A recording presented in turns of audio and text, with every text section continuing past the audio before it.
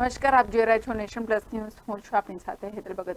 સુરત વેડ road વિસ્તારમાં પોતાના જ અપહરણનું તરકટ રચી ₹4 લાખની માંગણી કરનાર યુવકની પોલીસે ધરપકડ કરી વધુ કાર્યવાહી હાથ ધરી છે. સુરતમાં વેડ રોડનો યુવક ગૌરવ રાઠોડ ઓનલાઈન જુગારમાં ₹2.50 લાખ હારી ગયો હતો. ગૌરવ રાઠોડે કેટલાક લોકો પાસેથી વ્યાજે નાણાં લીધા હતા. ત્યારે લોકોને નાણાં પરત આપવા માટે ગૌરવ રાઠોડે પોતાના જ અપહરણનું તરકટ રચ્યું હતું.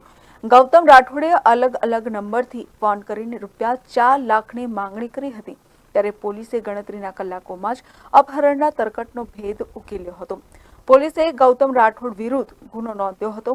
હાલમાં પોલીસે ગૌતમની ધરપકડ કરી આગળની તપાસ હાથ ધરી છે. Bureau report, nation plus news, Surat. સમાચારોના સતત અપડેટ મેળવવા માટે અમારી નેશન પ્લસ ન્યૂઝની યુટ્યુબ ચેનલને સબસ્ક્રાઇબ કરો, બેલ આઇકન દબાવો અને જોડાયેલા રહો ફેસબુક, ઇન્સ્ટાગ્રામ અને ટ્વિટર પર.